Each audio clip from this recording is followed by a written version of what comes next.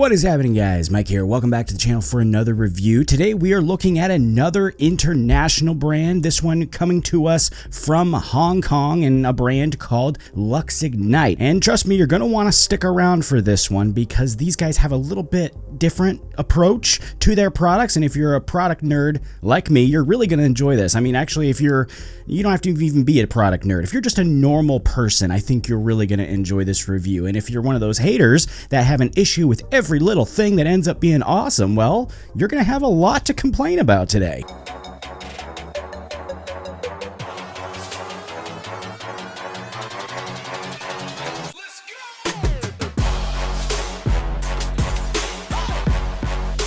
Alright, once again, welcome back to the channel. It's so good to be back with all of you awesome people, and today we are talking about a brand that has a very interesting backstory. For a hair nerd like me, this is straight up gold. Just straight gold. Let me see if I can tell this right and, do it justice, because it's a pretty interesting story. So, the brand Lux Ignite was started by 3 classmates in 2016. The brand came to be and started, they're a homebrewed brand, by the way, and they came to start when one of the founders became friends with a 70-year-old German cosmetics engineer who wanted to produce men's cosmetics but was pulled into World War II. And unfortunately, because of that, he wasn't able to achieve his dream. He had, however, created a formula that he believed was totally worth it, something really awesome, and he just kind of held on to this for decades. I mean, he just kept it a secret. I mean, seriously, this is a story like worthy of Nicolas Cage. Like, he's got to follow the clues to find the secret hair formula, and then we're gonna produce it and make the whole world look awesome. And obviously, I'm sure when these guys heard it, they thought the same thing I did. We have to pursue this, we need to look into it, and and he held on to it for decades until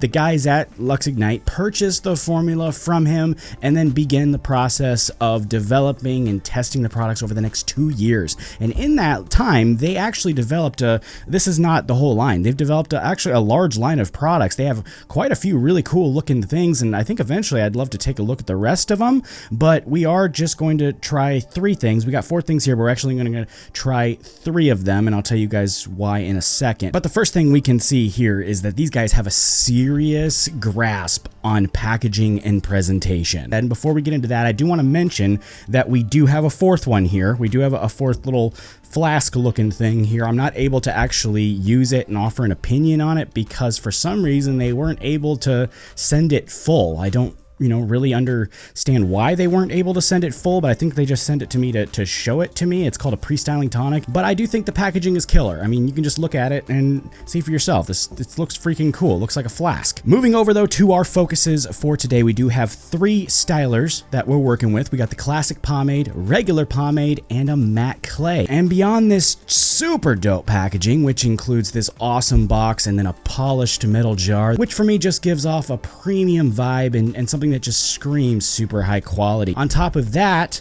the brand has chosen to take a really cool approach when it comes to their products. Instead of just mixing in the fragrance like we usually see, they actually say that the products don't have fragrances in them at all. Instead, they chose to put a solid cologne with the fragrance on the underside of the lid. Like they just turn the lid into a container for a solid cologne. But we do have 3 products to look at, and this video is probably going to go long anyway, so let's start with some specs on these 3 products so we can get rolling into the actual review portion of this video. According to the brand, the classic pomade was designed to just get the job done. It's easy and it's straightforward, and I think a big part of that is because it's a gel type pomade, which are notoriously easy to use. Scent wise, they call it the hyphen, and it's made up of tobacco and peppercorn, and for the price they have it listed as $20 US for 4 ounces. Inside the jar here, which I have to stop and say, I love the sound of this jar.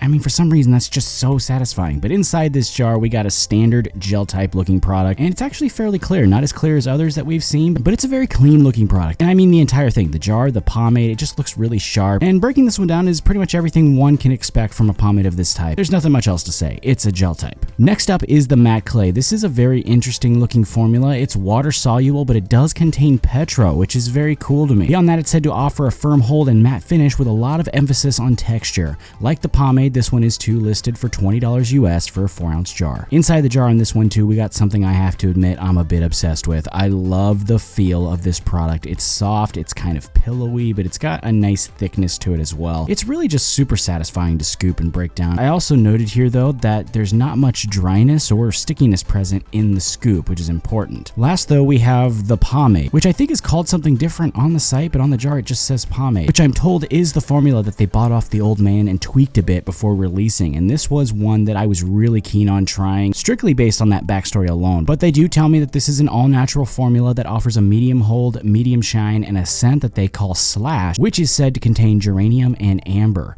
Like the other two, this one also comes in a 4-ounce jar for $20 US. Inside the jar on this one too, we got another very soft product. To me, it kind of gives off some O'Dowd's vibes in there with how soft it is, but scooping it out is super easy, no effort there, and breaking it down is also quite easy and really not anything that I have complaints about. I will add though that it is not very sticky in the hand at all. All right, now let's begin our demos here. As usual, we have to see how these work in order to form a proper opinion, and we're going to go in the same order that we explained them in so we can just keep things easy, and that means we are starting with the classic pomade. And since this is a gel type, we are using damp hair. That's just the norm for gel type use, and application here is probably what you're imagining. It's just like every other gel type we've ever seen here, honestly. There's really nothing different that I'm seeing. I can report though that it's very slick, easy to comb through, and it really doesn't harden up prematurely, which makes styling quite easy. I do notice though that it's not quite holding fully on some heavy areas like the sides for me. You can see my hair there falling a bit on the sides on this high part. Those are the heavy portions of my hair, and so it seems to be having a little bit of trouble with that. Moving straight along to endurance though, this is 8 hours in at the end of day result, and actually this isn't bad as far as hardening goes. I've seen things that have hardened much more than this. And again, you can see the sides there. It really wasn't strong enough to hold them up. That's really the only thing I'm seeing as far as performance goes though. But beyond that, you can see that it really wasn't strong enough to hold those sides up still. We're still having a little bit of trouble with that, but the rest of it looks pretty good. I think it kept the shape pretty well, and it's not that hard to reshape because it didn't really harden up that much at all. Moving over to the matte clay now, this is going to be done on dry hair because damp does not make much sense with this product. I actually want to see the texture and the volume, and damp hair really just chokes that and makes it harden up, which is just dumb for products of this type. But adding it in, I can tell you that the soft and creamy consistency of the product is for sure misleading. It's in your hands super slick and soft and creamy, and it makes you think it's going to be like that when you apply it, but once you do, nope, it's super dry, super tacky, which is really awesome. It's kind of like this clay has a sneak attack. Beyond that though, you still get some of that slickness so that you can move that dryness around, and it makes it really easy to shape with. It does have a bit of tug there. I'm going to tell you guys that up front. This one does have a bit of tug, but you need that tug to get great endurance, which we're going to see in a minute. That tug always leads to better hold and better endurance, and I'm going to show you evidence of that right now. Here's the final style that we got with the clay, and then this is the same style 8 hours later at the end of the day, and I think this might be one of the best end of day results that we've seen out of the past few reviews, hands down. That dryness has sealed in some hold while leaving the texture and volume fully intact. I mean, it's dry, but it's not overly dry. It's still pliable. You can move it around, but honestly, I think it held up like an absolute champ. Last though, we do have the pomade, and dry hair once again is the name of the game here. Damp hair for me had just a very negative result, and again, I prefer stuff not to harden up when they're not supposed to, so we're gonna roll with 2 scoops on dry hair, and immediately I noticed how slick this stuff is. But unlike the matte clay, it's not overly sticky, which is also why dry hair works out better. It uses my hair's thickness and just adds in some control so you can tame the thickness and use it to its advantage. It's not super light in the hair by any means. It actually seems to control and hold it pretty good, but I did want to make sure I just put it out there that it doesn't have much stickiness or tack or anything like that. But the same deal does apply here. Here's the final style that we got out of the product, and then we're going to fast forward into 8 hours here at the end of the day. And overall, I think we got a pretty good result here. I actually kind of dig the shape that it's in, but you can obviously see that there's been a little bit of deflation there. I actually think I can feel more stickiness and present now than I did when I actually applied it, which is very interesting. You can kind of feel it. All right, now let's go over the remaining portions of all three, and then we'll kind of bring everything together and I'll offer an opinion on the brand as a whole. For the washout on all three, it's extremely easy to explain. Water rinse. All three of them, it rinses out completely with water, especially that clay, and I got the feeling it was just right out of my hair, no issue at all. I really didn't have an issue with washout for all three of them. I thought it was very easy, very simple. For scent, each of these, I gotta say they were very pleasant with me. I have an issue with allergies. You guys know that I'm I'm allergic to a lot of fragrances, but I didn't think these were very strong fragrances, so that's probably why it didn't mess with my allergies that much. Even with the solid cologne being in the lid, they're very smooth scents.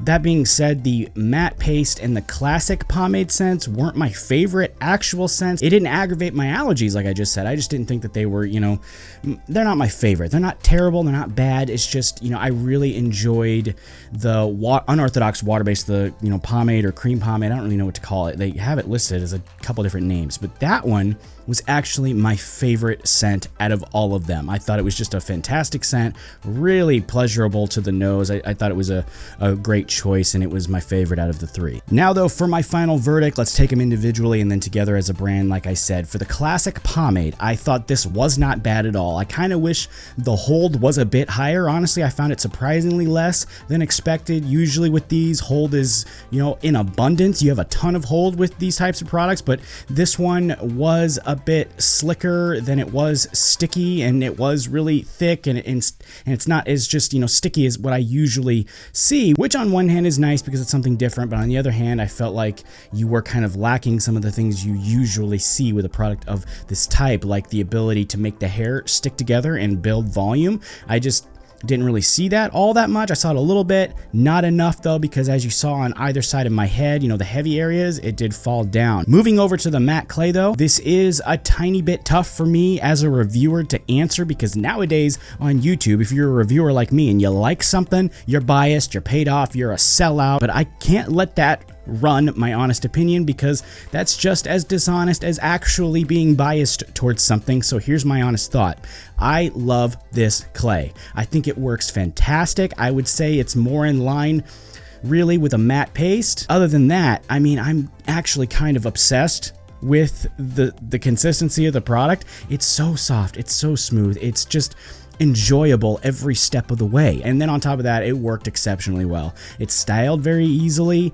It just worked really well with my hair. It was dry but not too dry, so that I could still get a nice shape out of it, but I also saw a lot of those clay aspects. It didn't really break a sweat during the all-day test either. Hold wise, I'd have to say I'd put it at a medium. That's kind of where I'm at. If you use more, you can get a firm out of it. But it really, the medium was more than enough for me. I don't know why all of a sudden folks they need heavy, they need super heavy. You forget that you can get, if a medium is done right, or in this case, maybe a medium to firm, you can really get good results with it. And obviously, thick-haired folks like me, it worked really well. It's dry, it's lightweight. And then obviously on the other end of the spectrum, thin-haired, fine-haired folks, you too should have no problem using this. It's lightweight, it's dry, it's got that nice texture to it. I really think you guys are gonna have no problem, you thin-haired folks, you're gonna have no problem getting good results with this. That is my gut feeling. That's based on what I've seen. This here is 100% my favorite product from this line. Honestly, it's my favorite one out of the ones I examined today. And no, I'm not saying this is my favorite ever, just from this line. That's what I'm saying. Just from the three that I've checked out today, this is the one that I like the best. And yes, that means I recommend it. I keep getting questions. Do you recommend this? Yes, I'm saying it's great. I recommend it. And no, I'm not going to go through a million comparisons. If you have a clay or a matte paste that you want to compare it to, I've given you a lot of info here to do just that.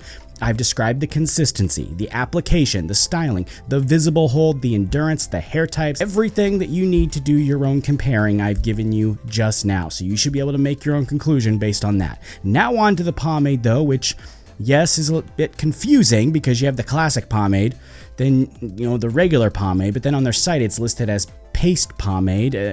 This is the same, I'm told. It's all the same. But I did think it was pretty cool based on that backstory, the backstory of them buying it from the guy and tweaking it and testing with it. The fact that he made it, I thought it was just a really cool backstory, and it really lent something to the product for me. I do think it's a lighter end medium for sure. There's a definite difference in hold with this one compared to the matte clay, and this one got a bit more settled in throughout the day. It's settled in a little more than the matte clay, which is fine because it's not a matte clay, it's not a matte paste, it's meant to be a totally separate product.